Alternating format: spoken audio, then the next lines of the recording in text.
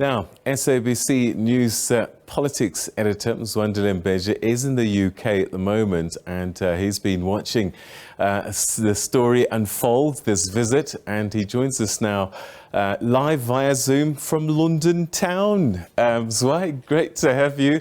Day two, it seems a little better weather-wise, but it's been quite a day for the President. I mean, we saw all the ceremony a little bit earlier today. Well, a very good evening to you, Peter. In fact, it was a much better day today, except the cold. At least there was no rain, there was no wind. That was problematic. But of course, it's still chilly. You know this place very well, Peter. And of course, it was a very heavy day for the President.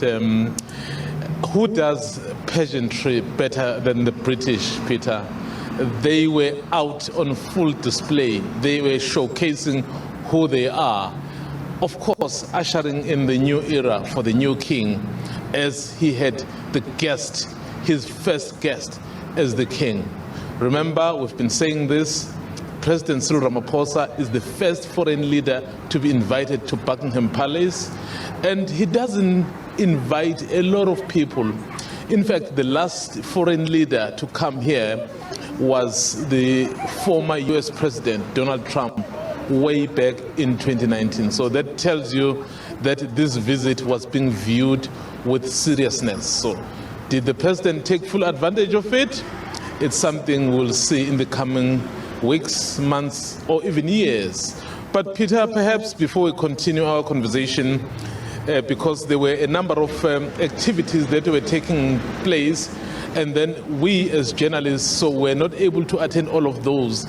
So I am together with my colleague here, Busi Chimombe, who also attended some of the activities and the events where I was not able to go because of certain restrictions. I'm going to bring her in to basically indicate to her where she was and what was important and significant around those activities. Ms. Chimombe, you have had the opportunity to be at the Buckingham Palace inside, and of course you are quite excited by so many things. So what was happening there? What transpired?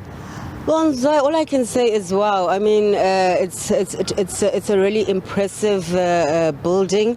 19 staterooms we were allowed to actually go in because to welcome, to actually take pictures of them when they arrived, we actually had to go through part of Buckingham Palace. And if I can say to you, it is a place that is absolutely very extravagant. Lots of chandeliers, candelabra, art pieces, sculptures, very, very, very impressive. But also at the same time, it's also a working building because many of the officers of the people who actually work with the royal family are actually housed in Buckingham Palace. So as much as it's beautiful, it's also workable. Well, there was something related to us as South Africans when the President was taken through that Royal Art Gallery. It was mainly related to South Africa.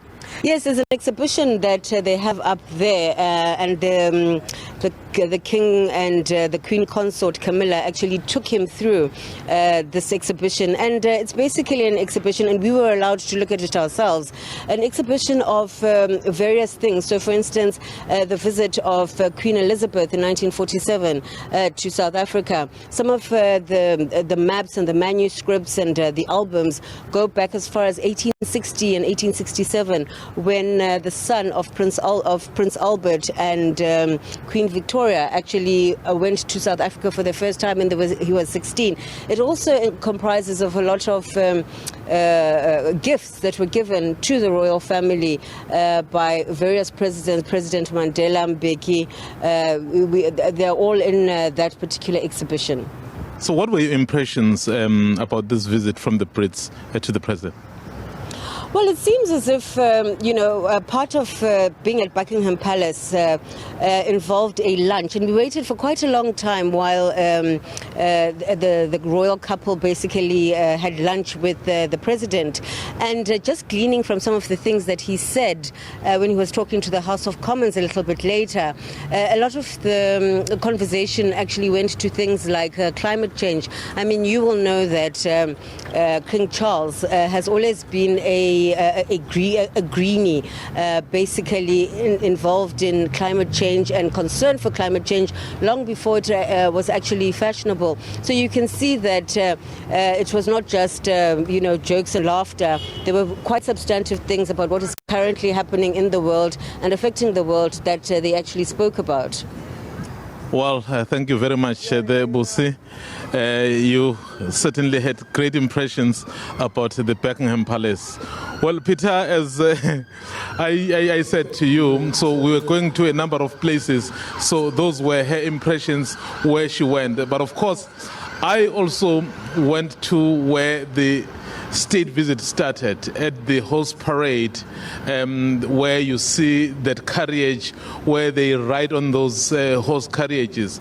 So clearly the Brits seem to have gone full out to ensure that they invite, or rather they welcome this president, and that address to Parliament. The address to Parliament, Peter, is normally at the request of the king.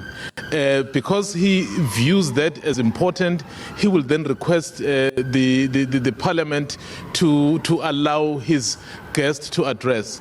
This honor was last given to the first president of a democratic South Africa, Nelson Mandela, in 1996. So you can imagine how they take South Africa.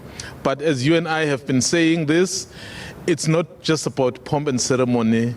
It's not just about pageantry, it's about the substance of what they spoke about. We heard the president speaking about the issues of the economy opening up, being restructured, even saying, given the challenges we have of the rolling blackouts, the companies here could have that opportunity to come in.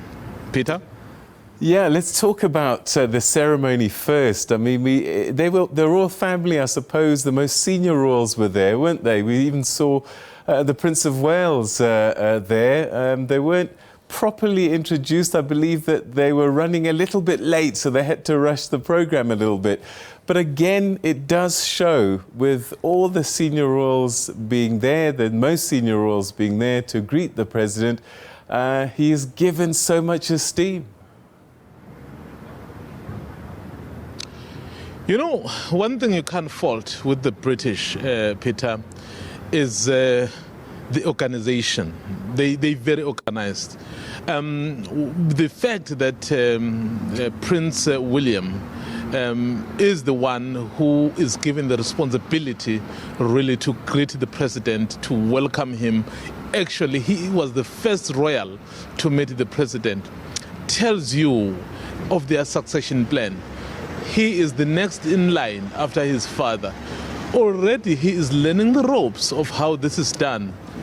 The king now, King Charles, waited for the longest time, but all the while he was part of what was happening, so he knows exactly what is expected. His son now is the one who is doing all of that. So the Brits know what they're doing, and I guess we can learn a lot from them. In fact, as I'm speaking to you, I'm just thinking about our own difficulties back home with our royalty. I'm sure there's a lot to learn from here.